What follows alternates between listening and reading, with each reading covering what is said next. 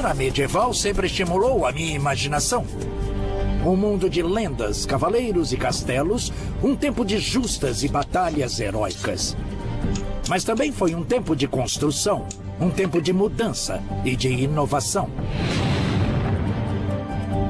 Meu nome é Mike Lodes e eu passei a minha vida tentando entender o passado, vivenciando ele.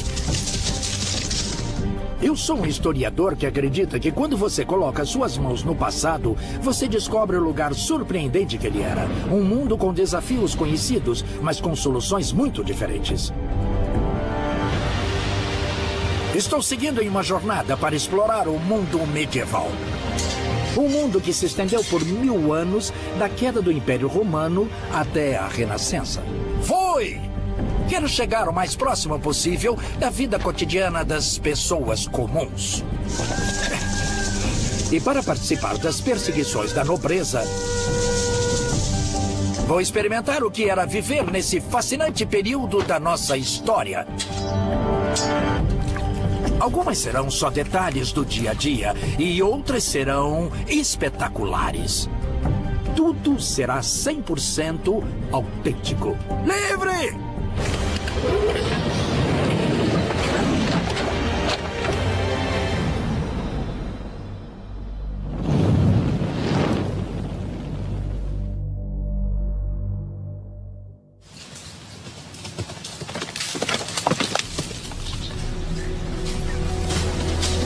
Vou viver a vida medieval.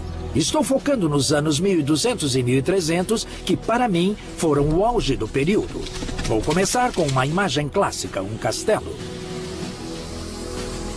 Os castelos antigos eram armas de intimidação e ataque. Não serviam apenas para defesa e não eram feitos de pedra.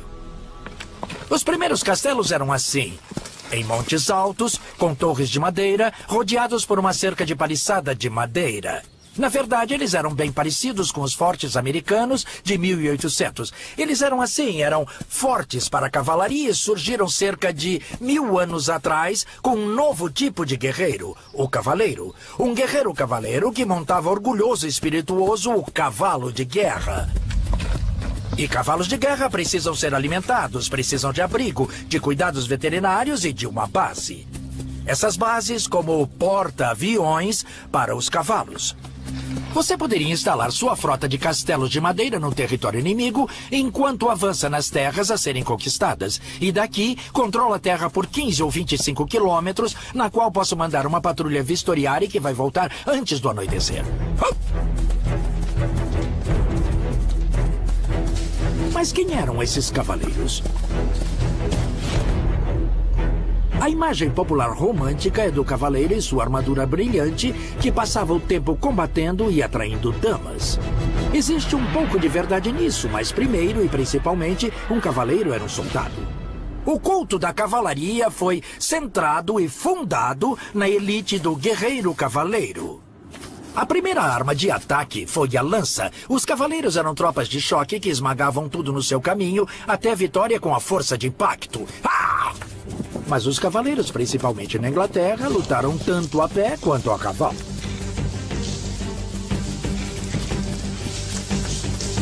Um grupo de amigos meus, todos especialistas em um leque de habilidades históricas, vão se tornar medievais comigo para me ajudar a descobrir a realidade do mundo medieval. Os cavaleiros eram elite militar. E isso não mudava se eles combatiam montados ou a pé. Sobretudo, eles eram uma tropa de choque, e isso significava treinamento duro e constante. O treinamento era exaustivo. O cavaleiro francês Boucicaut disse que vocês deveriam correr pelo menos 1,5 km por dia usando sua cota de malha. Os cavaleiros treinavam diariamente para se habituarem ao gemido e ao suor quando usavam a armadura.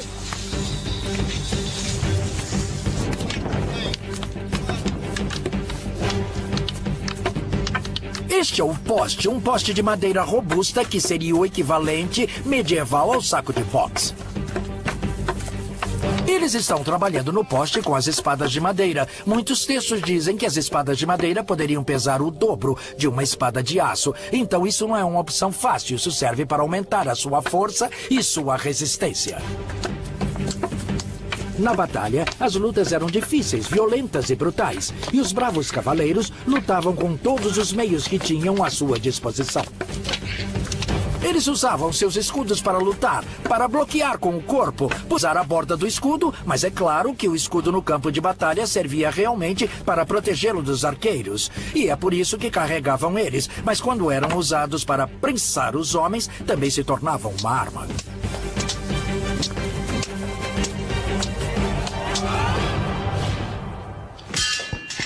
Os cavaleiros treinavam duro para dominar uma ampla gama de técnicas de combate.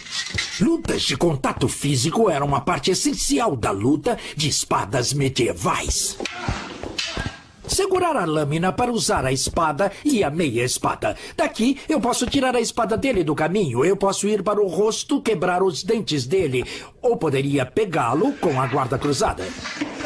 Poderia acontecer em uma batalha o esmagamento de homens em ambos os lados. Eles esmagariam você. Então vamos empurrá-los. Eles estão ficando cada vez mais perto um dos outros e por fim vão ficar todos juntos e você não terá escolha senão entrar no confronto corpo a corpo. As técnicas de lutas corporais tinham um uso especial quando os cavaleiros se encontravam no campo de batalha.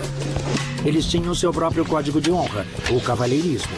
E o meu parceiro de treinos, o Dr. Tobias Capwell, é especialista nessas regras. Os cavaleiros lutavam contra outros cavaleiros, outros iguais da mesma classe social. E dentro da Irmandade da Cavalaria, você não quer necessariamente ter que matar seus iguais o tempo todo. Você tem o processo de resgate. Você pode forçá-los a se renderem a você. Eles podem se tornar seus prisioneiros e você pode então vendê-los de volta às suas famílias com um lucro extraordinário. Mas eles não vão ceder facilmente. Você tem que derrotá-los, mas não matá-los. Sim, eu entendi. Agora eu tenho você em uma posição de quebra de braço. Ele poderia quebrar o meu braço. E eu poderia... Eu sinto que ele poderia quebrar o meu braço. Eu poderia deixar você pior até você se render. Eu me rendo. E eu lhe dou a minha palavra que me rendo. Agora sou seu prisioneiro. Pode me soltar. Tudo bem. Ai. O cavalheirismo funciona com pessoas da mesma classe social. Claro que se ele não perceber que sou da mesma classe social que ele, o cavalheirismo não funciona e ele me mata. Os cavaleiros eram ícones da era medieval, mas a imagem igualmente poderosa era o castelo. Os castelos evocam tanto o romance quanto o terror do período.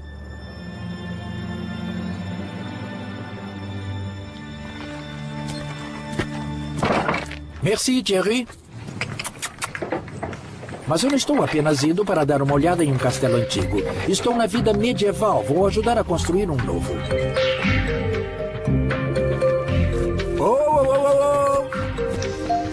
Esse é Guédelon, na França. Um pequeno time de especialistas está há 15 anos em um projeto singular. Eles estão construindo um castelo medieval em tamanho natural e técnicas de construção medievais. Não usam eletricidade, ferramentas elétricas, caminhões basculantes, tudo é feito à mão, exatamente como os construtores medievais teriam feito. Bonjour, Clément. Bonjour, monsieur. Tudo bem? Estou bem, obrigado. Todos os castelos começam assim, começam com uma pedra, começam na pedreira. Mesmo para a extração das pedras, usava-se somente as técnicas tradicionais e trabalho duro. Uma vez que a pedra era extraída, ela era moldada por pedreiros. O pedreiro-chefe era a pessoa mais importante em qualquer projeto de construção do castelo. Ele era o arquiteto, construtor, designer, artesão e engenheiro. Tudo em um. Abaixo do pedreiro estava um exército de comerciantes. Seriam até 200 homens para um castelo desse tamanho, fazendo de tudo, desde os andaimes de madeira até as telhas de barro e argamassa. Tudo do zero. Aqui eles estão fazendo a argamassa, o material que liga todas as pedras, uma mistura de terra e areia, cal e água. Como está? Tá bom.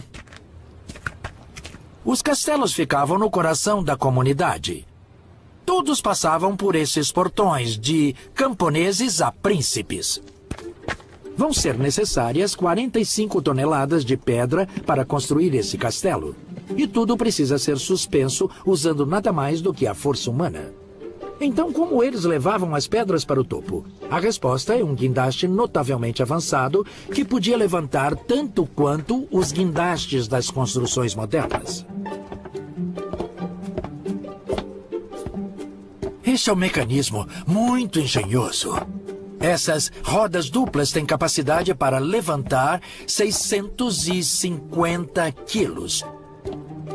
2 de nós trabalham nessas rodas, andando igual a hamsters. Não é diferente de andar nas esteiras da academia.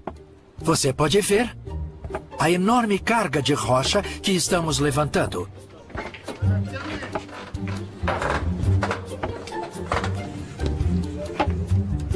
Agora a carga está dando a volta. A caixa com as pedras está sendo colocada na posição e estamos levantando-a para os pedreiros do piso superior. Guédelon foi baseado em um projeto de um castelo francês de 800 anos. Quando estiver terminado, vai ter 6 torres, um grande salão e grandes muralhas envolvendo mais de 1 acre de terra. Tudo cercado por um enorme fosso seco.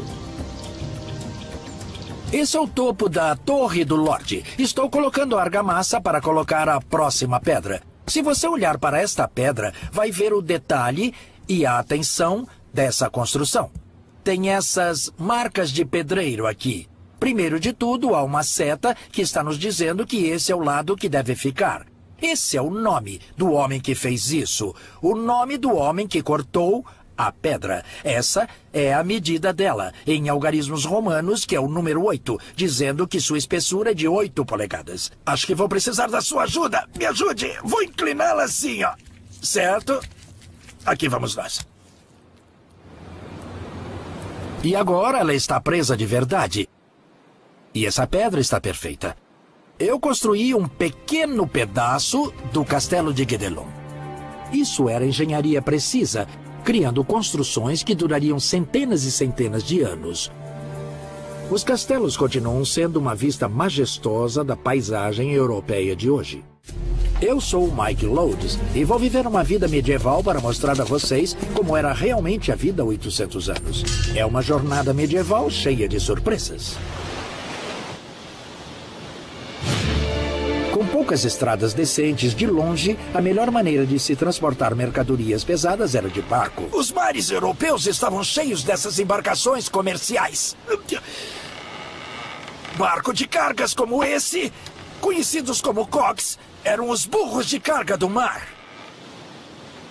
Barcos de um único mastro, com velas muito pesadas, muito largos e com fundo achatado.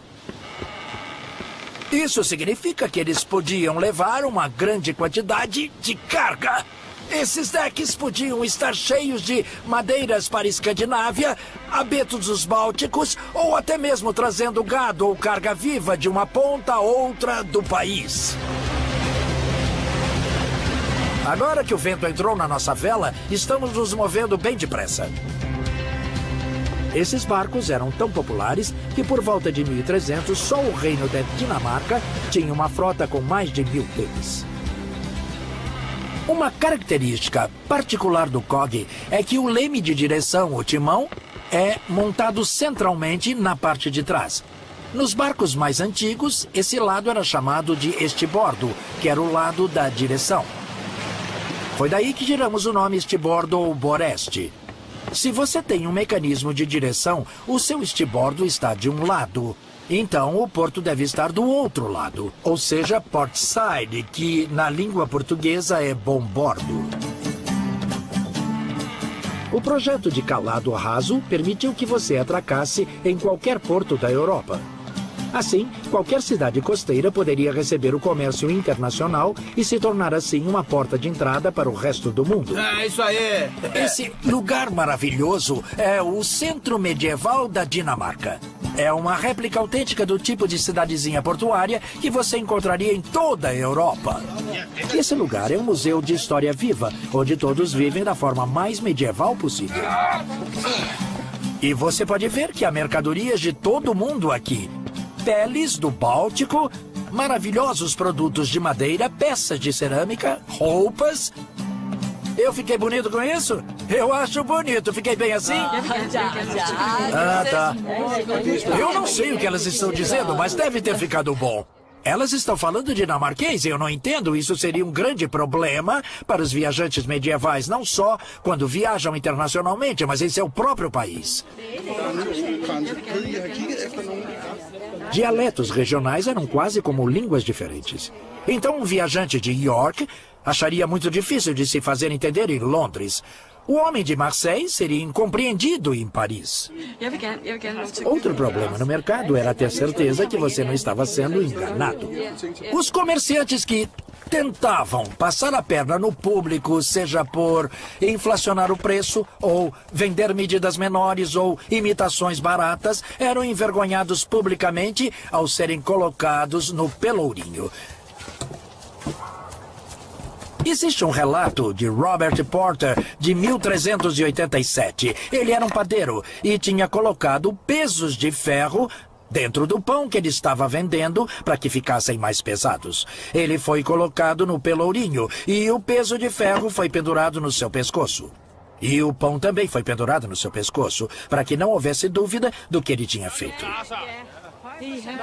Como se isso não bastasse, você tinha que suportar o abuso dos seus vizinhos também. Eles atiravam legumes podres, peixes, ovos, esterco animal, qualquer coisa que pudesse encontrar, e ele ficava lá por várias horas. Em uma comunidade pequena, essa humilhação pública tinha um grande efeito. Era o equivalente a estar na primeira página de um grande jornal de hoje. O pelourinho não foi a única punição. Os ladrões podiam ser marcados no rosto ou nas mãos, para que o mundo pudesse ver seus crimes para sempre. A ideia de que a Europa medieval era monótona e cinza é completamente errada. Na verdade, era vibrante com cores deslumbrantes. E para colocar essa cor em suas roupas, eles usavam um ingrediente surpreendente. Na verdade, o que estaremos usando é urina velha. Produzida pelo homem e tem que ser de um homem. E ela tem que estar velha. Tá, e me diga quanto tempo tem essa urina? Ela tem 1 mês. Julia Clark é especialista em tintas medievais. Lãs e tecidos foram tingidos com corantes vegetais. E para algumas cores, a urina era uma parte fundamental do processo. Aqui vai ele. Agora estamos adicionando a urina velha de um homem na mistura. Em Londres, por volta de 1300, havia baldes nas esquinas das ruas para que os homens depositassem sua urina, que depois eram recolhidas e levadas para as tinturas locais. É a amônia na urina velha que fixa o corante, mas a ciência moderna ainda não conseguiu descobrir se ela realmente tinha que ser de homem. O mundo medieval era um mundo artesanal. As necessidades diárias eram feitas com trabalho intenso e os produtos do cotidiano não eram feitos em fábricas de produção em massa, mas nas casas, por pessoas com habilidades artesanais. Até mesmo a tarefa simples de acender um fogo era uma verdadeira arte.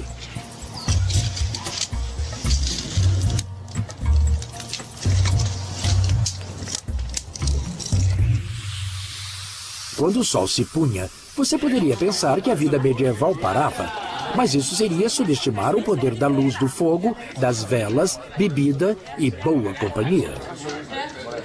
Esta é uma taverna, não especialmente acolhedora para os viajantes, não acolhia estranhos. Para isso, eu precisaria ir a uma estalagem. Era lá que um viajante iria encontrar comida e alojamento. A taverna é para a comunidade local. Aqui, todo mundo conhece todo mundo. Este é o seu ponto de encontro. Eu sou um forasteiro para eles, então vou me sentar aqui sozinho. As tavernas foram tão populares que na Londres de 1300 tinha 3 vezes mais tavernas do que igrejas. Este é um estabelecimento bastante respeitável. É onde as pessoas vinham procurar prostitutas e você poderia reconhecê-las porque elas usavam capuzes amarelos, uma marca muito distinta. A luz e o aquecimento são caros na Idade Média e uma taverna dá luz e aquecimento de graça para que as pessoas se reúnam. Esse era o centro da comunidade. Saúde! Saúde! Saúde! Ir de um lugar para outro em terra era simples. Ou você viajava a pé ou a cavalo. E se fosse a cavalo, usaria um tipo especial de cavalo. Estes são cavalos viajantes medievais. Na Idade Média, as pessoas usavam cavalos diferentes para diferentes fins. Esses não são cavalos de guerra, são para viagem. E eles são muito distintos por suas marchas. É o chamado marchador. Os cavalos modernos têm 4 andamentos. Podem andar, trotar, andar a meio galope e galopar. Mas esses cavalos têm um exclusivo 5º andamento. Esta é a marcha, que é um passo muito rápido. Vou ter uma vida medieval com esses cavalos, com Toby Capwell e Gordon Sayers experientes. É muito confortável, não é mesmo, Toby? É, realmente muito plano. Como você pode ver, eu quase não estou subindo e descendo. É uma marcha muito confortável. Na verdade, você poderia passar o dia todo assim. Gordon, essa é a sua primeira vez em um deles. O que você acha, hein? Isso é muito divertido, é uma experiência extraordinária, ao contrário de qualquer coisa, mas o Toby tá certo, eu poderia andar o dia todo e a noite toda. As pistas medievais eram as estradas deles, e os viajantes encontravam todo tipo de gente em suas jornadas.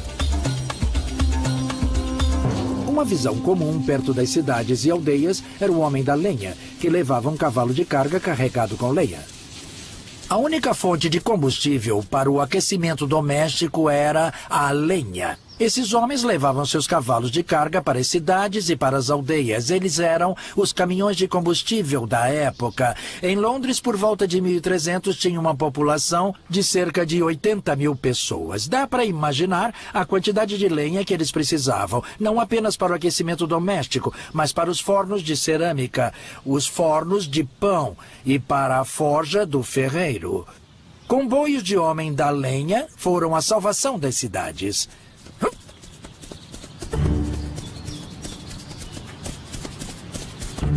Independente de quem ele encontrasse na estrada, o viajante medieval tinha que chegar ao seu destino antes do anoitecer. As florestas medievais deste período estavam cheias de bandidos, desertores do exército, fugitivos da lei de seus senhores, procurando refúgio na floresta. E eles viviam como homens desesperados e precisavam de uma renda. Então, nós seríamos presas fáceis se não estivéssemos fortemente armados.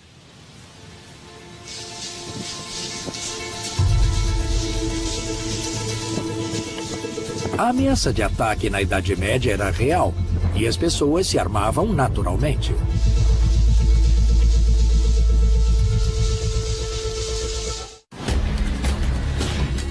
Eu estou vivendo a vida medieval para explorar a realidade da Idade Média. Foi uma época de engenho extraordinária e de surpresas. A urina velha de um homem.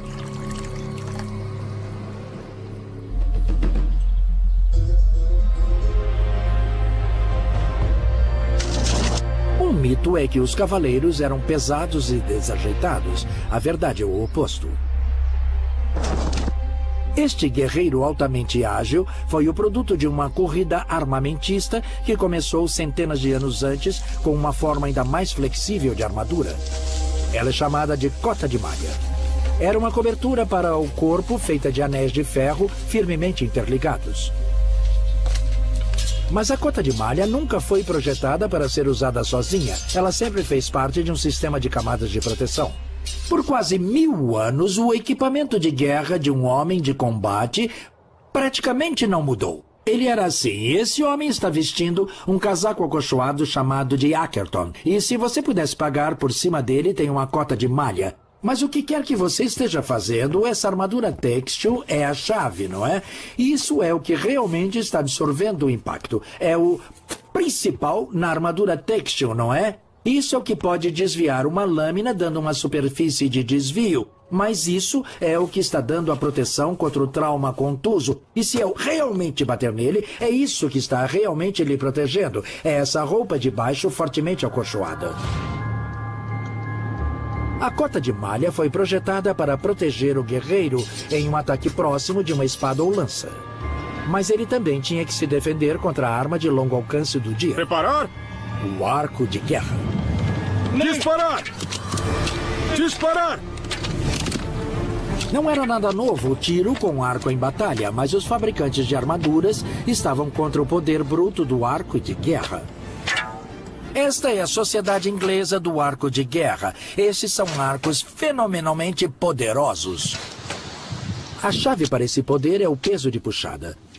O peso de puxada de um arco é simplesmente a medida de quantos quilos são precisos para se puxar a corda até o máximo. O de Mark chega a 81 centímetros. Isso significa que esse arco é de 77 quilos. Ele precisa de 77 quilos de força para poder puxá-lo até o máximo.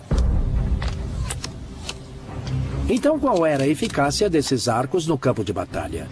Na Batalha de Crécy, em 1346, os ingleses, sob o comando do rei Eduardo III, combateram um exército francês que estava em maior número, cerca de 5-1. Apesar das adversidades, as forças inglesas ganharam o dia. A chave para a vitória de Eduardo foram os arqueiros.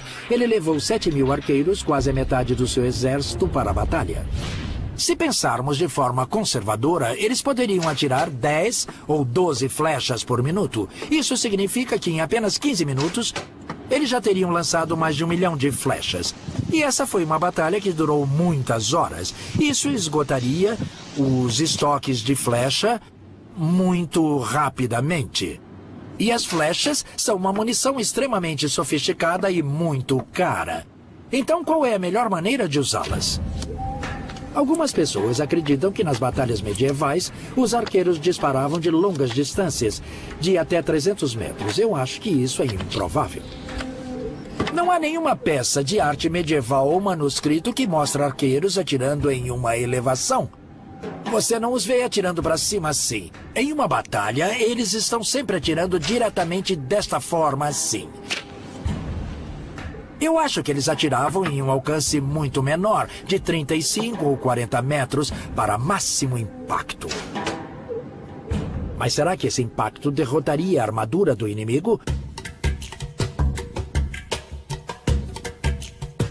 O objetivo de usar uma armadura era que ela defenderia contra as armas da época. Se não for por isso, não tem a necessidade da despesa ou de se dar ao trabalho de usá-la. Mas se o arco longo é uma arma tão soberba que pode penetrar a blindagem facilmente, por que todos em Crécy não morreram em poucos minutos? É claro que algumas pessoas foram mortas por flechas. Algumas armaduras tinham uma qualidade inferior. Nem todo mundo tinha uma armadura completa. Algum jovem apressado deve ter levantado a viseira. Mas geralmente as flechas eram repelidas pela armadura. Então qual é a eficácia militar do arco e flecha? É no trauma contuso. É na pancada após pancada após pancada que as pessoas recebiam desses arcos pesados. Então eu quero fazer um teste para medir exatamente quanto tempo de impacto eles recebiam. Estou recebendo ajuda nesse teste do Dr. Matthew Penn. Ele é especialista em lesões esportivas por contato. Então, Matt, esse é o boneco de pancada. É, sim. Isso é o que você usa para testar o poder de socos do boxeador. Ele foi calibrado principalmente para o soco do boxe e chute das pessoas das artes marciais. Então seremos capazes de medir a quantidade de força que as flechas estão exercendo sobre o corpo. Sim, os sensores aqui vão medir a força em qualquer lugar sobre essa área. E então poderemos fazer outras medições e cálculos a partir daí. Então a primeira coisa que precisamos fazer é colocar a armadura têxtil. A armadura têxtil que os soldados usavam como uma jaqueta grossa sobre a sua malha era projetada para absorver e espalhar a força de um golpe. Ela tem 25 camadas de linho costuradas e acolchoadas para dar uma maior densidade.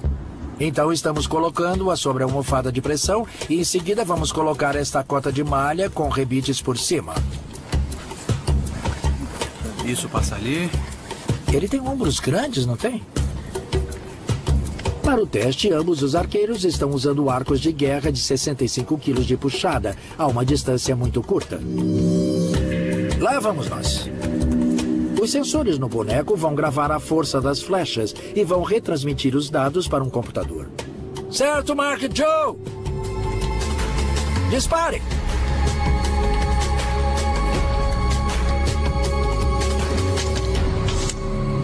Belo tiro. Conseguiu uma leitura? Sim. Esse não é um treino de domingo à tarde com arco e flecha. Eles estão lutando com esses arcos. 52 quilos.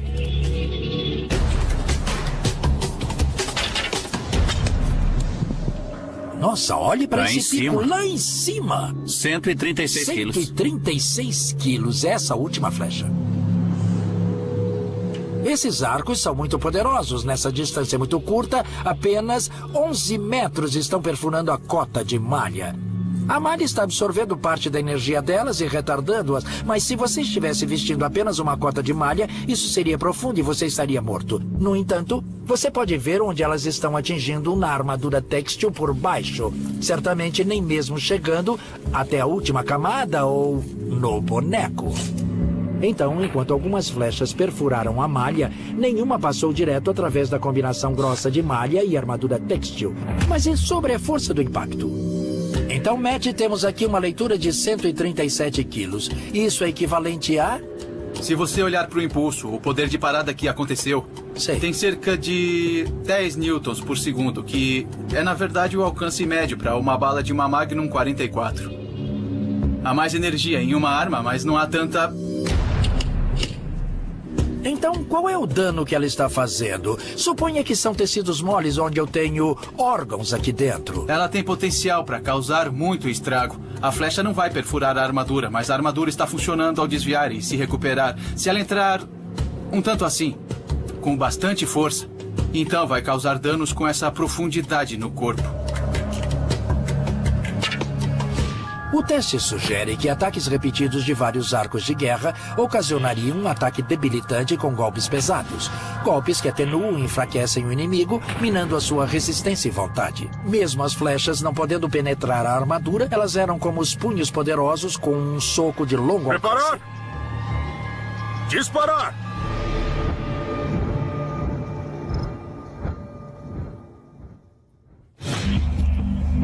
A armadura tinha que ser melhorada. Os fabricantes de armaduras passaram a utilizar placas sólidas de metal nas camadas exteriores. Mas havia um problema. Os fabricantes de armadura eram muito hábeis em trabalhar com pequenas placas, mas ainda não tinha tecnologia para fazer grandes placas rígidas para o corpo. Se você precisa cobrir o tronco, tem que encontrar outra resposta. E a resposta foi o revestimento de placas. Um revestimento de placas é feito de couro ou pano, que tem placas de aço menores rebitadas no lado de dentro. Todas elas são sobrepostas, podem se flexionar e proteger uma grande área, com peças relativamente pequenas de metal. E esta é uma boa armadura, mas você ainda pode ser atingido entre as lacunas e ainda tem alguma flexibilidade, ainda tem alguns pontos, por isso não resistia ao choque tão bem como os modelos posteriores. Por fim, os fabricantes de armaduras descobriram como fazer placas sólidas para o peito, que cobriam o tronco inteiro. Agora havia uma verdadeira proteção contra os arcos de guerra. Conforme a tecnologia metalúrgica melhora conforme o tempo, lentamente vai aumentando o uso das placas de ferro, cada vez passando a cobrir o corpo todo.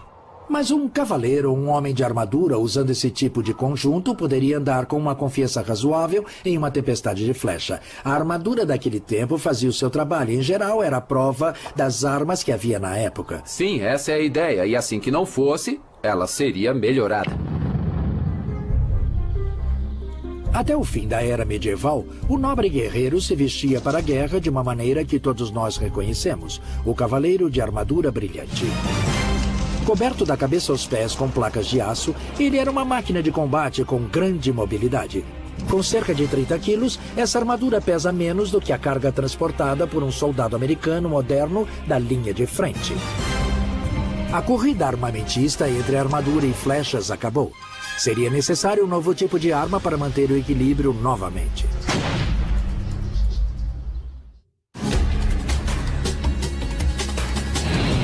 Estou descobrindo as realidades surpreendentes da vida durante a Idade Média.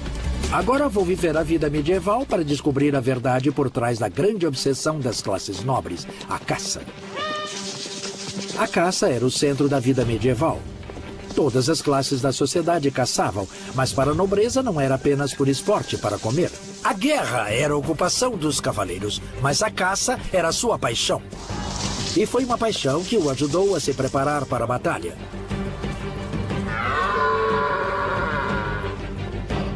Um nobre francês da época escreveu: para todos os tipos de encontros militares, a caça é um treinamento melhor do que as justas. A caça era um evento altamente ritualizado e também regulamentado. Era um evento de status muito elevado. E para uma grande caçada, eles se reuniam na floresta ao amanhecer para um café da manhã formal. Bom dia, senhores. Bom dia. Obrigado, Steve. Isso é muito mais do que uma ocasião social, não é? Está reforçando toda a estrutura social. E você tem pessoas de todos os níveis sociais, todos com um trabalho a cumprir no campo de batalha. Isso é tremendamente importante, porque um exército medieval fica carente de soldados, todos trabalhando juntos. A caçada foi meticulosamente planejada, combinando homens, cavalos e cães. Os cães medievais não eram como os modernos cães com pedigree. Eram tipos de cachorro criados exclusivamente para função prática. A primeira coisa era encontrar o cervo. Surpreendentemente, o mestre de caça pode decifrar as pistas deixadas pelo próprio animal. O anfitrião me trouxe um prato de fezes de cervo. Muito obrigado. Esta é uma grande honra para o mestre de caça para determinar, a partir desses dejetos, qual cervo caçar. E você pode realmente dizer pela forma dele como está firme, se quebrá-lo e cheirá-lo. Um caçador bom será capaz de dizer se este é um animal saudável, que idade ele tem e se é adequado à caçada. Então, as fezes do animal foram dadas a um cão com incrível olfato. Estes belos cães de caça são um tipo de cão medieval que poderia encontrar um cervo em especial.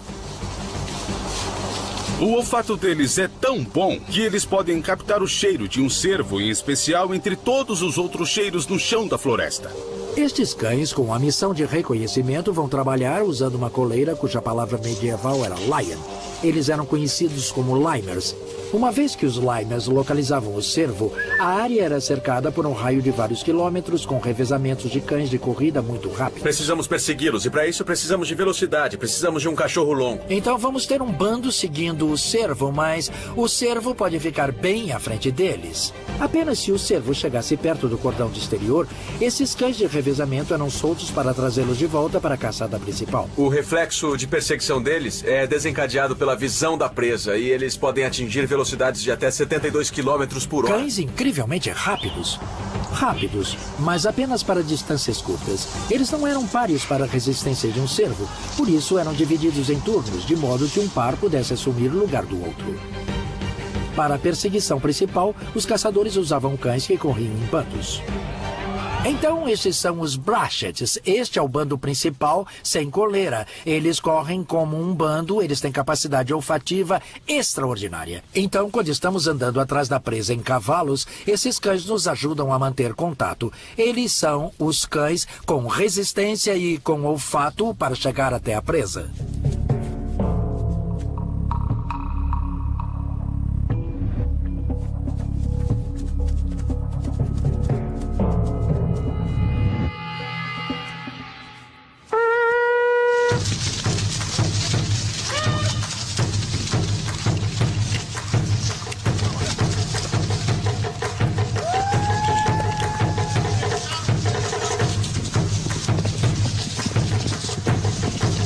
As táticas, o perigo, a adrenalina, a camaradagem, era como uma campanha militar. A emoção da perseguição era irresistível e preparava um homem para o rigor da batalha.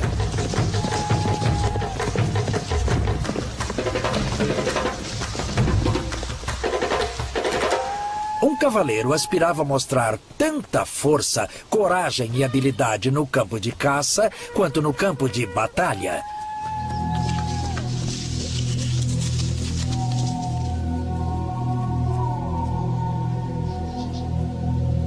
A caçada perigosa era um jogo que poderia revidar e tinha um status especial.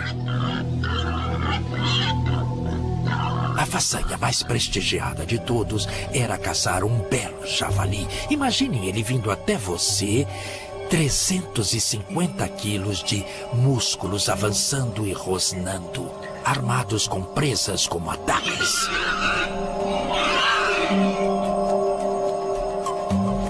enfrentá-lo a pé, eles usavam lanças especiais para javali que tinham uma barra transversal, uma barra cruzando atrás da ponta da lança. A ideia era que, mesmo se o javali estivesse preso na sua lança, mesmo se você conseguisse pegá-lo, ele teria o ímpeto de atacar e poderia vir direto para a lança e ainda acertar você. Manuscritos medievais mostram caçadores atacando javalis com lanças. Mas você poderia realmente fazer isso? Eu vou tentar fazer um experimento simples. Sempre tive muita curiosidade para saber se essas barras transversais funcionam. Eu penso que se um javali de 350 quilos está avançando em você e se chegar tão longe, provavelmente vai derrubar você e você ainda vai ser atacado. Então, eu resolvi criar um pequeno teste. Vou usar o Adam e o Gordon para correrem na minha direção e eu vou ver se consigo pará-los. Veja se pode me derrubar. Avançar!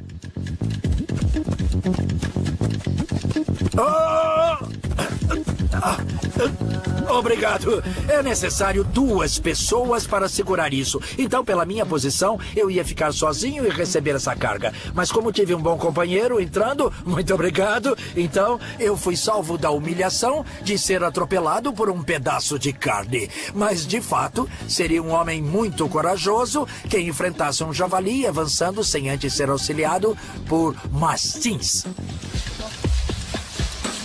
Esse era um outro tipo de cão medieval criado para apenas uma finalidade. Jake é um bulldog de Sussex. É um tipo de cão que na Idade Média seria chamado de um mastim. O focinho fica aqui. Isso significa que ele pode agarrar a presa, segurar a presa, puxar para baixo e continuar segurando. E mesmo assim ainda poderia respirar. Isso até que o caçador chegue com sua lança ou com suas espadas. De todas as formas que um homem poderia caçar, a mais nobre, a mais perigosa e a mais estimada era matar o javali montado a cavalo com uma espada.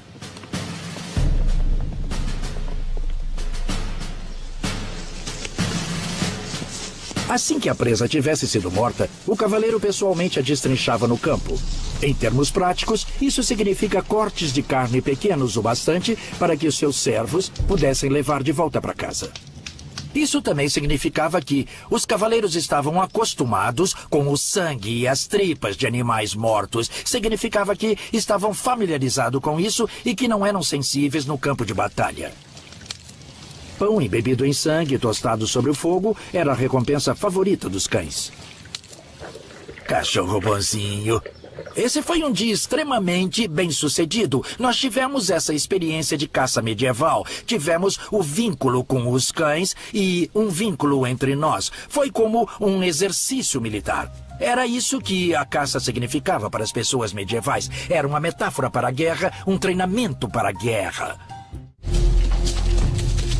Estou vivendo uma vida medieval para chegar o mais próximo possível da Idade Média. Já ajudei a construir castelos, treinei e lutei com espadas e viajei por mar e terra. Experimentei a emoção da caça e senti como seria sofrer um ataque de um javali selvagem.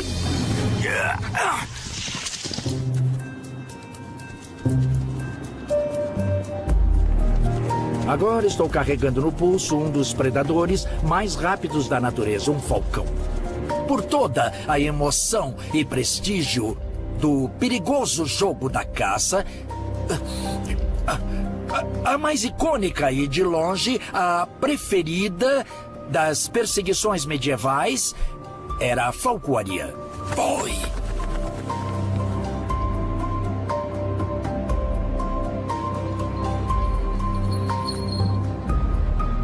Para os ricos, os falcões eram uma das posses mais prezadas e uma oportunidade de exibir suas riquezas.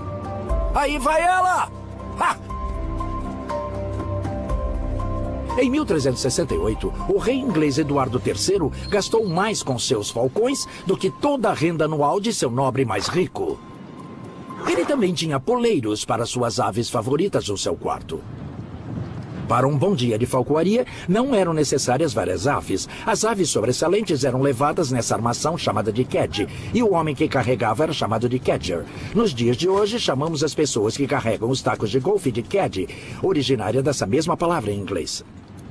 Então, Lockhart, você nunca segurou um falcão antes, Nunca. não é? Bem, vamos mudar isso. O falcão está usando um capuz para deixá-lo calmo e quieto. Esse é um falcão lanário. Ela se chama Baby. E os lanários eram aves de caça muito populares na Idade Média. Se fizer assim gentilmente, vai poder sentir o peito bem aqui. Está vendo como é estufado? Tô sim. Isso é porque ela voou e se alimentou, ou então foi alimentada. Você pode ver a pequena barriga, ela foi alimentada e é por isso que ela está bem calma e se porta como uma ave que não está interessada em caçar, simplesmente por ter sido alimentada. Assim temos essa expressão, temos várias expressões da falcoaria. Certo, sei. Eles naturalmente vão para o ponto mais alto. Certo. Você só precisa apontar seu dedo indicador aqui atrás, que ela vai subir nele, certo? Sim. Olha, ela subiu. Certo, sei. Agora aperte com seu dedão. Sim, certo, entendi. Certo. Agora você a tem sob controle e ela está embaixo do seu dedão. É Sei. aí que a expressão tem origem, certo? E para uma segurança extra, vou colocar a coleira que está presa às faixas, vou enrolar isso aqui. Agora você a tem bem segura e ela está enrolada no seu dedinho. Como se sente? É uma sensação ótima. É incrível. Me sinto bem medieval. É muito... Nossa. É mesmo, Sim. isso nos conecta. Sim, do chão pro Com céu. os céus, Sim. do chão para o céu, absolutamente.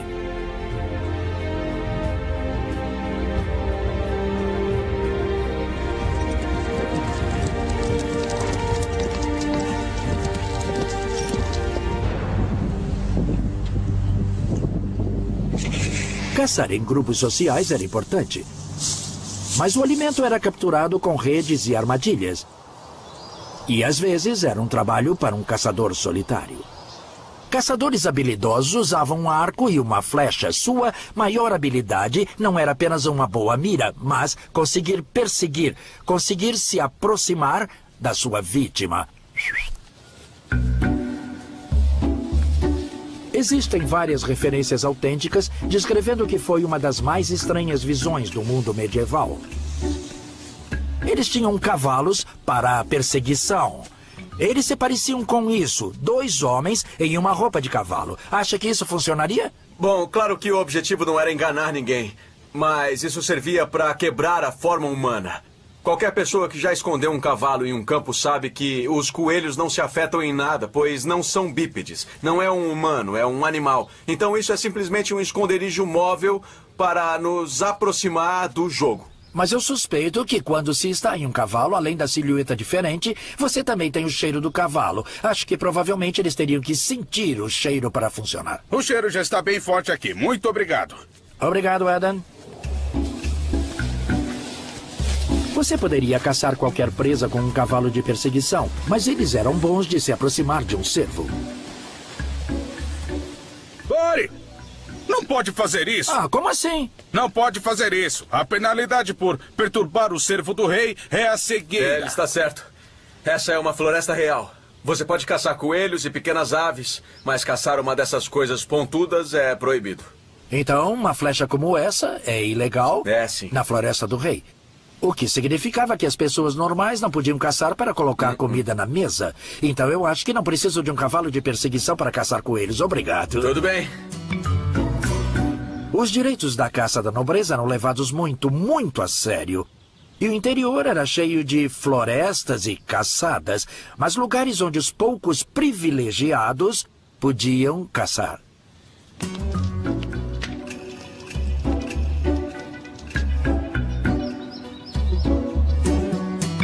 Então, se não podiam participar da caça, o que as pessoas comuns comiam? Para descobrir, eu trouxe meus amigos para um banquete medieval. Não um banquete real, mas o tipo de refeição que uma pessoa comum, dona de um pouco de terra, faria em algumas ocasiões especiais. Mark Meltonville sabe tudo sobre comidas medievais e eu vou ajudá-lo a preparar uma refeição.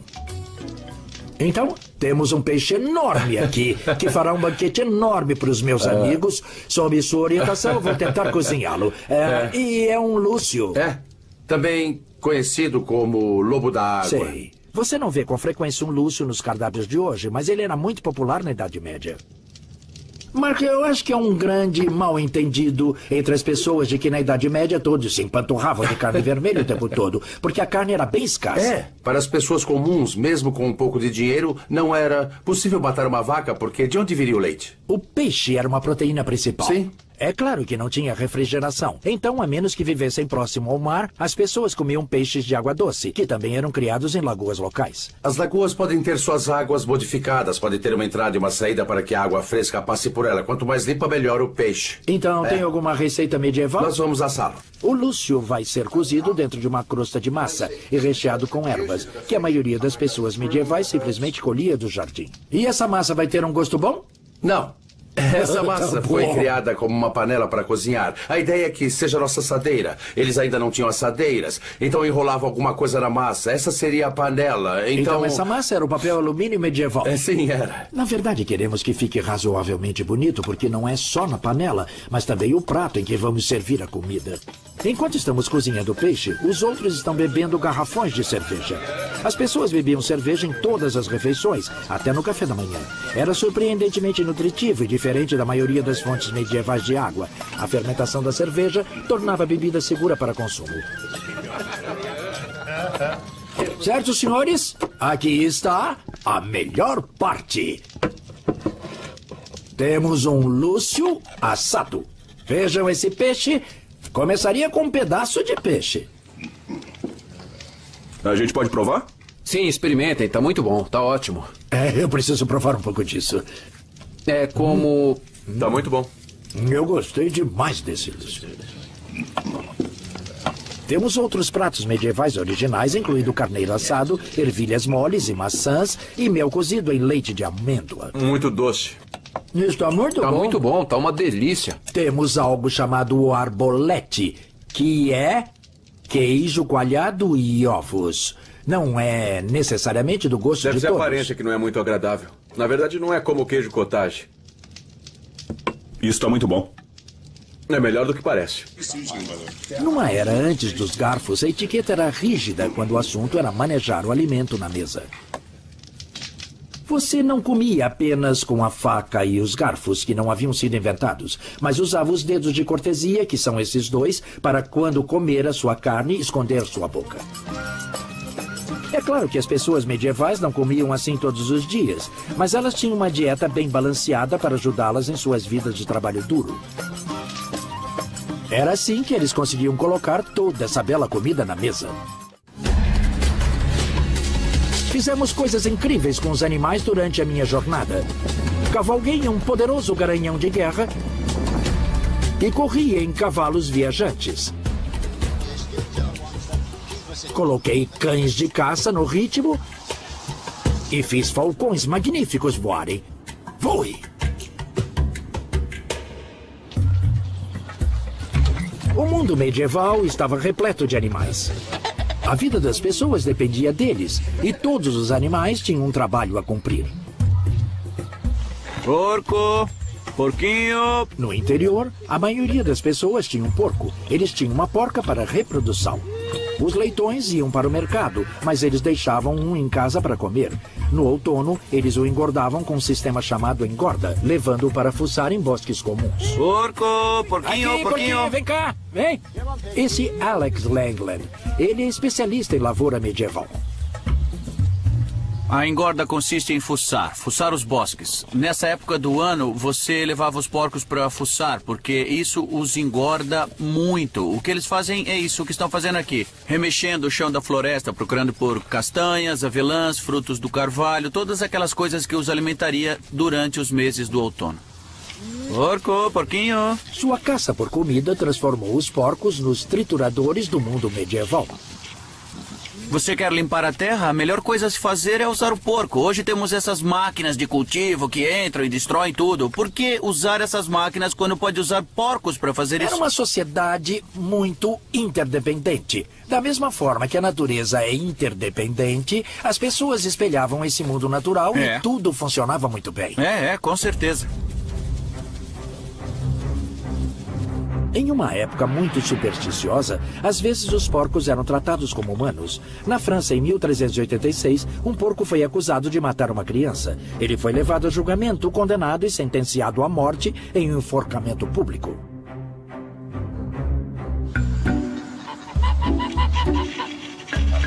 Os bandos de gansos eram encontrados em todos os vilarejos e, como todos os animais, eles tinham que merecer seu alimento. Uma das melhores coisas sobre o mundo medieval é como todo mundo dividia tudo. Então, você podia ter um criador modesto com um bando de gansos, mas ele teria um acordo com um homem, dono de um pomar. Os gansos podem fazer um bom trabalho aqui no pomar. Eles engordariam mantendo as ervas daninhas aparadas. E outra coisa é que as fezes das aves são famosas pela qualidade que têm em fertilizar o solo. E os gansos eram levados para o mercado. Sabe, tentar levá-los pelo pomar já é muito difícil. Todas as partes do ganso eram usadas. A carne e os ovos davam um excelente alimento. A gordura do ganso era usada para untar as peças de rodas d'água e as penas iam para a cama e para fazer flechas. Isso é, se você conseguisse pegá-las. Talvez esse seja um trabalho para 2 homens. Preparar! As pessoas medievais eram lutadoras, construtoras, caçadoras, marinheiras, mas era um mundo dominado pela agricultura. Há 700 anos, 90% da população da Europa vivia com o que se produzia do trabalho nos campos. Os bois eram os tratores da época medieval. O arado era feito com bois, não é, Alex? Frequentemente com grupos muito grandes. A maioria das casas teria grupos de bois. Você poderia trazer o seu boi, eu o meu, e o Lorde poderia dar 2. Nesse caso, infelizmente, um dos bois é aleijado, então vamos trabalhar com 2. Um boi aleijado poderia espalhar o desastre quando os campos tinham que ser arados. Então era ainda mais importante que a comunidade combinasse seus recursos.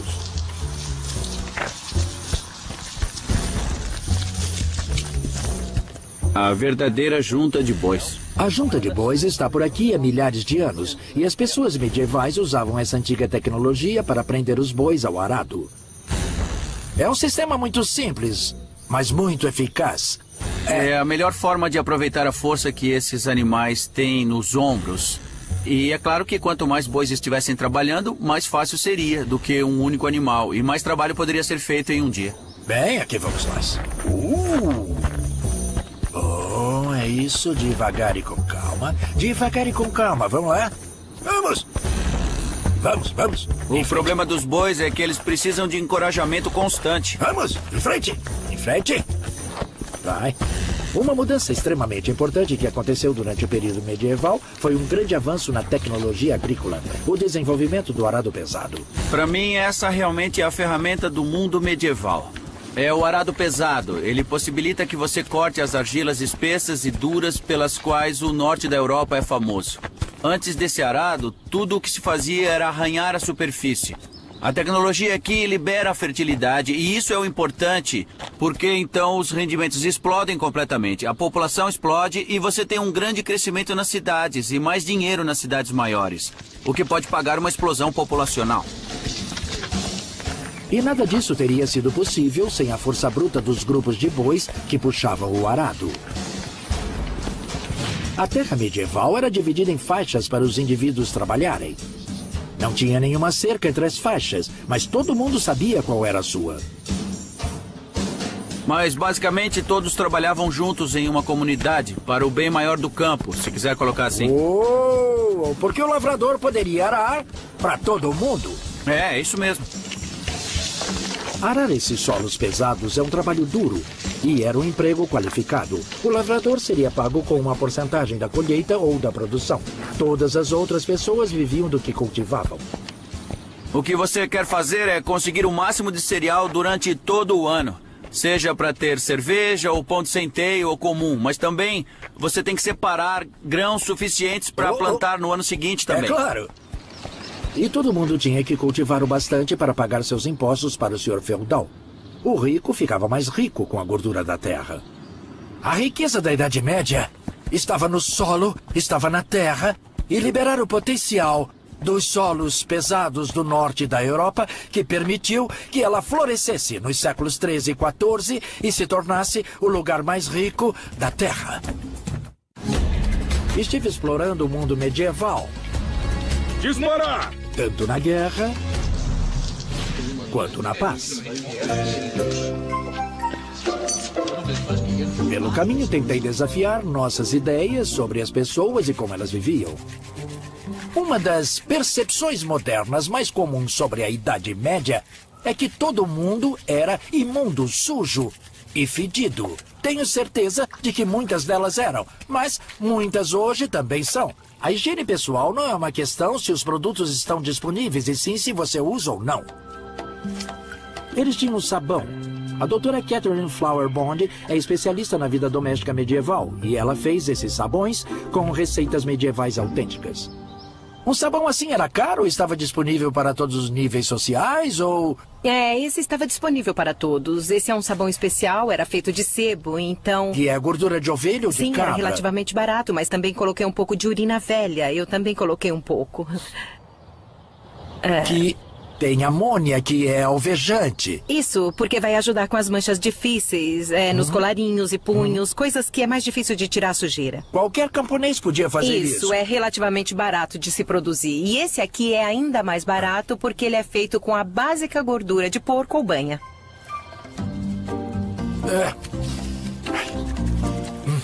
Nossa, minha esposa ficaria impressionada de ver isso. Com certeza é um trabalho duro. E também é frio, né?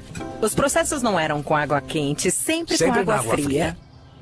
Tá, e na Idade Média eles tinham sabão e também tinham aparatos para lavagem muito engenhosos, como esse. É mesmo. Esse se chama raquete. É isso mesmo, um martelo. Isso vai forçar a sujeira a sair das fibras. O processo é exatamente o mesmo que usamos com a máquina de lavar moderna. Mas esses são os sabões para as roupas e para as pessoas se lavarem. Bom, os sabonetes têm uma seleção aqui. Você pode colocar rosas ou calêndulas ou qualquer coisa que tenha um aroma que você goste. E assim seria um pouco mais caro. Esse é muito bom. Ou você poderia ter apenas uma barra simples, como esse aqui. E isso aqui é o que chamamos de sabão Castile. Eu posso sentir. Porém, ele era reservado só para as pessoas... Que é um sabonete extremamente luxuoso. A impressão que eu tenho é que ele tem um hidratante. É isso aí, é muito bom de usar. As pessoas medievais também não ignoravam seus dentes. Nos dias de hoje, os americanos gastam 2 bilhões de dólares por ano em escovas de dente. Há 700 anos, elas eram de graça. Eram palitos como de avelã, palito de alcaçuz ou raiz de alteia, sabe? Se você mastigar, fica bem fibroso, como as cerdas de uma escova de dente. Não é tão suave ou confortável como uma escova de dente moderna, mas funciona. É uma... Desculpe, tem uns pedaços na minha boca. É um pouco... A pasta de dentes veio direto do jardim de ervas. Isso é sal e sálvia. É? Só esfregue na boca. Bem gostoso. Eu gostei. A sálvia acaba com sangramentos nas gengivas e o sal tira toda a placa. Mas não se tratava apenas de ter um hálito fresco e que fosse agradável socialmente. É isso mesmo. À volta deles tinha um mau cheiro muito forte, então eles acreditavam que traziam doenças que podiam cheirar ou ingerir. Então eles faziam isso aqui, que eram essas contas... Colares com contas feitas de ervas, para que quando você saísse para a rua, para qualquer área diferente, mercado, qualquer lugar que cheirasse mal, você pegava suas contas, rolava nas mãos, cheirava, respirava o vapor e se perfumava contra essas doenças. É um cheiro muito forte e muito poderoso. É extraordinário que essa fosse a crença que você pudesse se perfumar, porque eles acreditavam que todas as doenças eram carregadas pelos gases venenosos, o mau cheiro na atmosfera, e que quando respirava isso, era assim que se pegava as doenças. Se perfumar com ervas não funcionasse, as pessoas poderiam ir ao médico local para um dos tratamentos mais bizarros da Idade Média. Já fiz muitas coisas medievais na minha época, mas nunca tentei isso antes. Ser sangrado por sanguessugas. Rory McCready é especialista em medicina e cirurgia medieval. Uma cosquinha. Deve ser isso.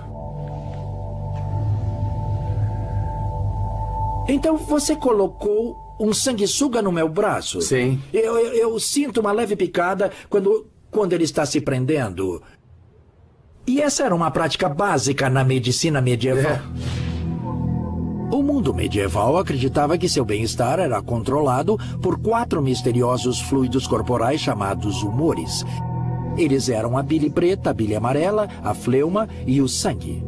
Ser sangrado por sanguessugas supostamente manteria esses humores em equilíbrio. Você seria sangrado com frequência. A ideia era que sangrasse frequentemente e mantivesse tudo em equilíbrio. Isso faria com que eu me sentisse bem. Sim. Daí você não ficaria doente ou mal. É daí que vem a palavra moderna. Ah, entendi. Agora ela está ficando bem gorda e está injetando uma enzima em mim que afina o meu sangue, um anticoagulante. Sim, as enzimas das sanguessugas estão sendo muito usadas por pessoas que têm derrames para quebrar os coágulos de sangue.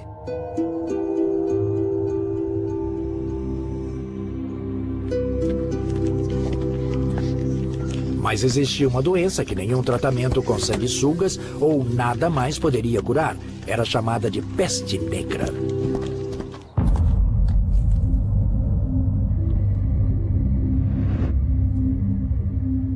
Entre 1348 e 1350, uma grande peste varreu a Europa, matando 50% da população. Carretas de mortos foram jogadas em grandes covas. Depois eram colocadas em pilhas com 1,5 metro de profundidade. E é por isso que existiam criaturas bizarras como essa, coisas de pesadelo que seriam encontradas espreitando nas ruas e se esquivando nas casas dos que estavam morrendo. Mas, na verdade, é um médico da peste. Deixa eu te ajudar com esse capuz. Obrigado. Você está realmente usando o equivalente a uma roupa contra risco de contaminação? Sim, ela impede que o ar passe por mim, me mantendo seguro quando estou lidando com os doentes e os que estão morrendo. Eu sinto que está coberta de cera. Coberto de cera. E dentro tem uma boa fragrância, muito agradável. Dentro dele tem um sachê de ervas ou uma esponja que foi mergulhada em vinagre e que supostamente deveria deixar o ar com uma fragrância para que eu pudesse respirar e que fosse seguro. É o que eu usaria para me proteger diante dos doentes e dos que estivessem morrendo, sabe? Tudo o que poderia fazer seria dar alguns remédios, o que eu faria com minha longa colher para me manter o mais distante possível. Você está a uma certa distância. Isso mesmo. Quantas chances teria uma vítima da praga se você viesse atendê-la? Não muitas. Não muitas. Era um jeito terrível de morrer.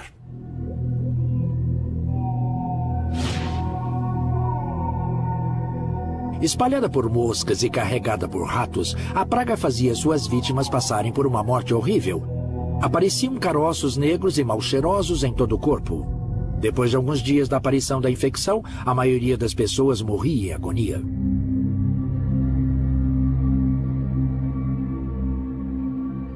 A peste negra era um grande fracasso da medicina medieval. Eles não sabiam de onde ela vinha e não sabiam como tratá-la. Era um enorme fracasso que acabou levando o fim do mundo medieval.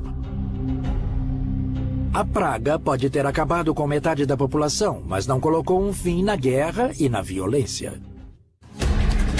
Cheguei o mais próximo possível do mundo medieval para vivenciar como as pessoas lidavam com a higiene, a saúde e doenças terríveis. Vivi uma vida medieval para ajudar a construir um novo castelo medieval. Agora vou descobrir como destruí-lo. É o grande momento. Os castelos de pedra eram construídos para defesa. As grandes muralhas do castelo que estão sendo construídas aqui em Guédelon, na França, têm 4 metros de espessura, a prova de quase todas as formas de ataque. Mas existia uma arma que podia derrubar até mesmo as muralhas do castelo mais forte. Ela era chamada de catapulta de contrapeso e era uma máquina gigante para o cerco. As catapultas receberam apelidos. A máquina mais temível que Eduardo I levou para o cerco do castelo de Stirling era chamada de Lobo de Guerra. Outro nome popular era Malvoisin, que significa vizinho ruim. E certamente as catapultas são assim. Vamos, atirem!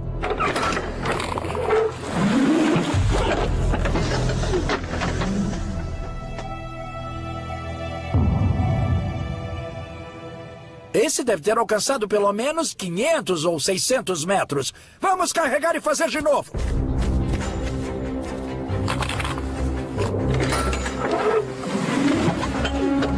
Essas máquinas enormes podiam arremessar grandes pedras para esmagar a parede de um castelo em uma distância de até 2 quilômetros. No centro medieval na Dinamarca, construíram uma réplica operante em tamanho natural de uma catapulta. E aqui está como ela funciona. Os homens entravam em 2 rodas, esticando a corda que puxa para baixo o longo braço da catapulta e levanta o contrapeso. Quando o braço é liberado, o contrapeso desce liberando o braço e arremessando sua carga mortal. A catapulta de Eduardo I, o Lobo de Guerra, era tão grande que 5 carpinteiros e 50 homens precisaram de 3 meses para construí-la. Com a munição calibrada para ter o mesmo tamanho e peso, a catapulta era mortalmente precisa. Você podia atingir a mesma parte da parede do castelo repetidamente, enfraquecendo-a até ser rompida. Imagine isso dia após dia, dia após dia, dia após dia. Esse grande lançador suporta até 10 toneladas de pedra e eu tenho que ajudar a levantá-las. Este é um trabalho muito exaustivo. Eu tenho certeza de que tem muitas formas de medir a energia, joules, watts e todo tipo de coisa. Mas não tem nada como medir a força dessa grande máquina entrando nela. Todos os músculos sentem cada grama de força que criamos aqui.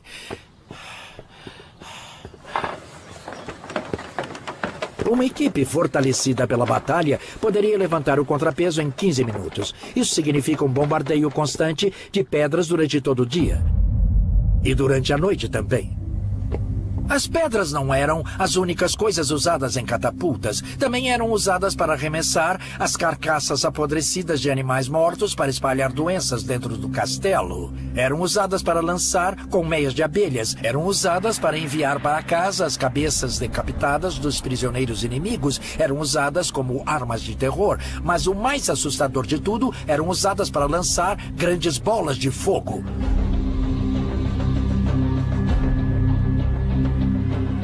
Lançar!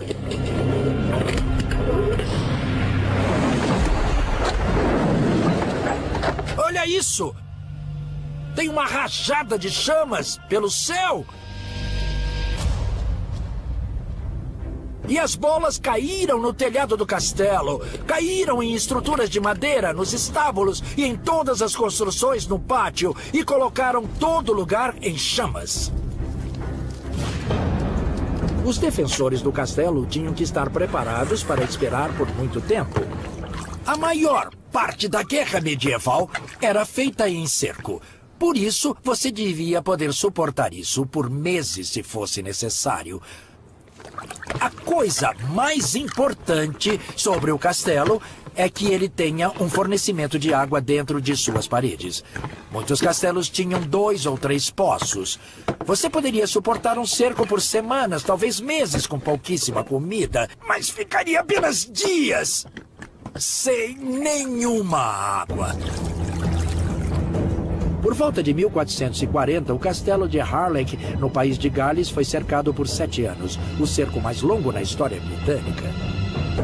Mas os soldados atrás das muralhas do castelo não estavam sem defesa. Se o inimigo começasse a lançar flechas, os defensores poderiam atirar das fendas longas e estreitas construídas nas paredes.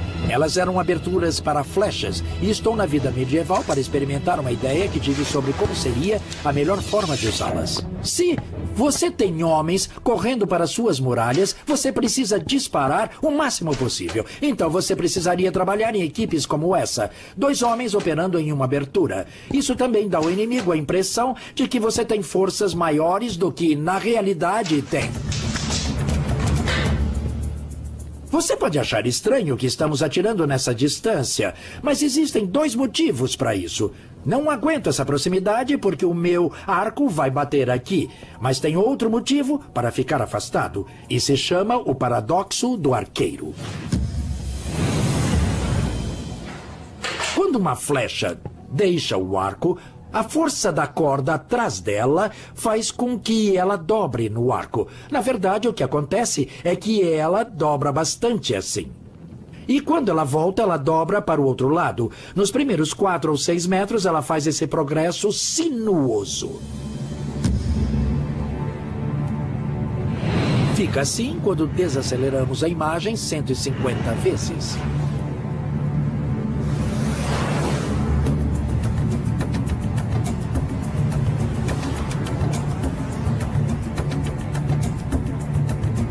Como uma cobra no ar, são necessários cerca de 6 metros antes que essa flecha fique reta. Então, daqui eu tenho que ir para trás, até que eu atire reto. É claro que uma fenda que deixa as flechas saírem também pode deixá-las entrar, apesar de ser um alvo mais difícil. Não importa muito se as flechas vão passar diretamente ou só bater contra a parede. Os arqueiros dentro daquela abertura vão ficar muito intimidados se alguns arqueiros estiverem fora atirando neles. O barulho de dentro, com as flechas, com ponta de metal, pode ser muito assustador. Às vezes, o atacante precisaria agir. O que acontece se eu precisar tomar esse castelo rapidamente? Por exemplo, se os reforços estiverem a caminho, se o inimigo tem mais tropas chegando e eu preciso entrar, preciso ser rápido. Essas paredes parecem bem intimidadoras, então acho que minhas opções são limitadas.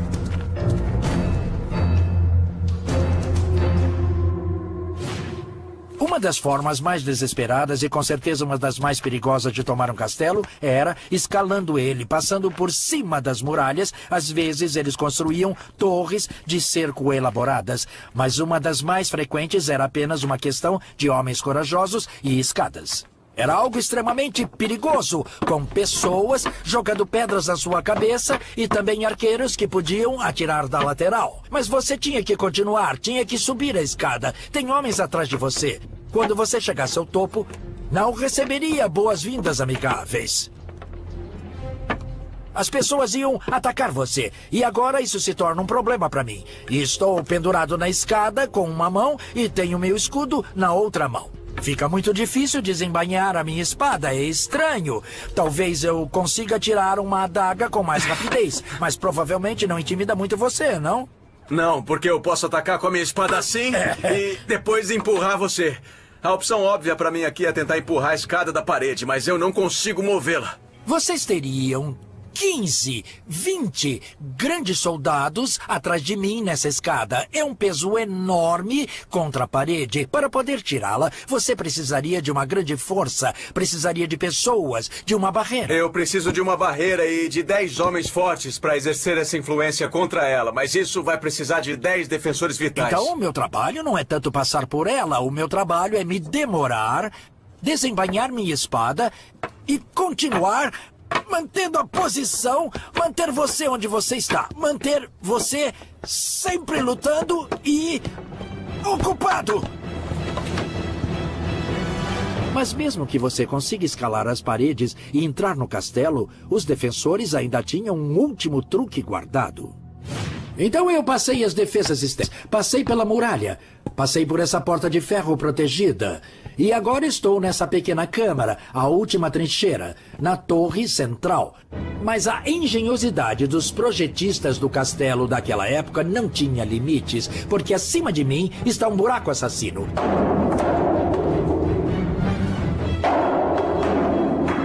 Isso vai ser divertido para sua cabeça. Ele pode estar armado com centenas de pedras lá em cima. Você pode colocar apenas 4 ou 5 homens aqui. Pode acabar com eles. Não importa o tamanho do seu exército. Você pode derrotá-los nessa última posição. Estou vivendo uma vida medieval para confrontar nossos conceitos errados do período e para vivenciar a vida medieval por mim mesmo.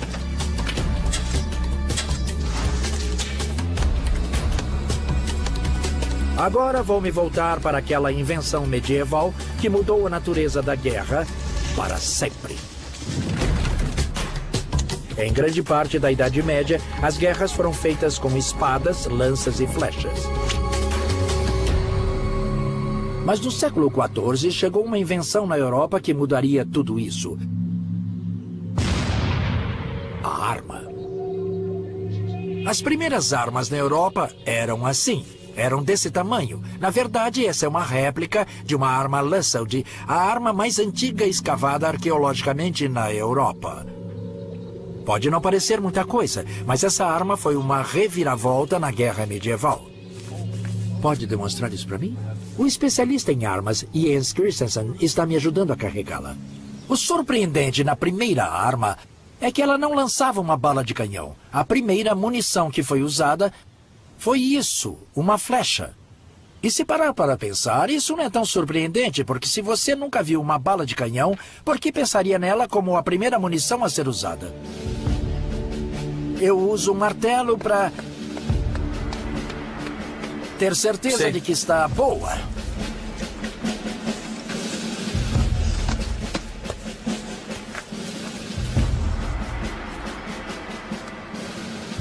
Os portadores de armas não eram considerados cavalheiros. Eles sofriam ameaça de que, se fossem capturados, teriam suas mãos cortadas e seus olhos extraídos. Certo, vou disparar. Vamos lá.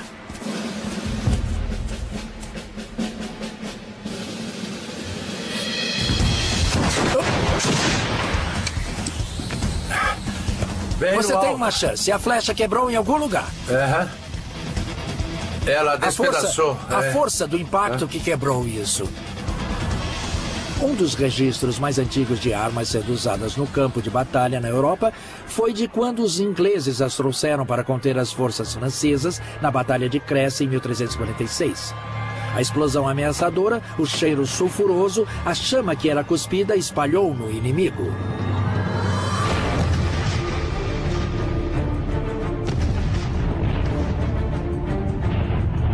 Uma crônica da época disse: eles fizeram um barulho como um trovão e causaram muitas perdas entre homens e cavalos.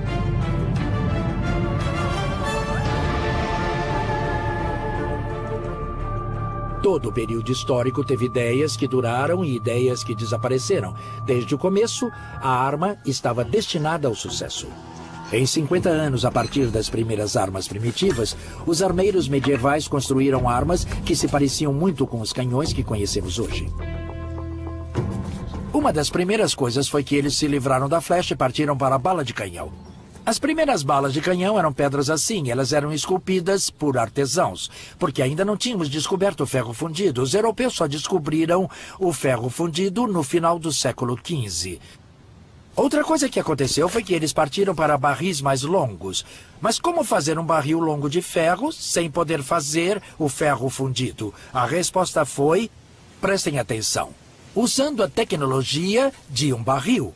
Estão vendo essas faixas no barril, essas faixas de madeira que são ligadas por esses aros? É o que está acontecendo aqui. Embaixo desses anéis estão faixas de ferro unidas assim. Elas formam um núcleo de madeira redondo.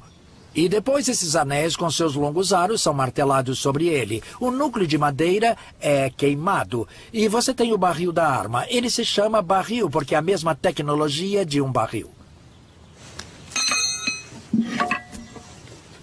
Isso que se parece com uma caneca de cerveja chama culatra. O que vai acontecer é que a bala de canhão vai aqui, a pólvora vai na culatra. Agora ele vai colocar o selador ali, colocando um tampão de madeira. Isso vai empurrar a bala no barril. Atirando! Está feito. Tire a culatra.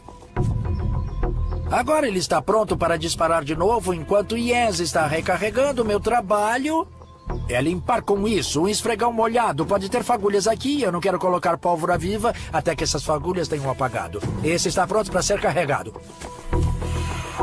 Atirando! E aqui vão eles. Bang! E depois bang! E depois bang! A era da artilharia chegou.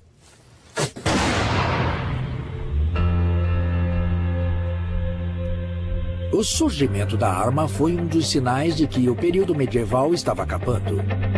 Ele mudou o curso da guerra e da civilização para sempre. A vida medieval foi uma jornada incrível. Eu ajudei a construir e a atacar castelos medievais. Eu arei com bois e provei comida medieval. Eu cacei com cães de caça e lutei com espadas. Eu viajei em barcos e cavalos e vi um grande e vistoso pedaço da vida medieval.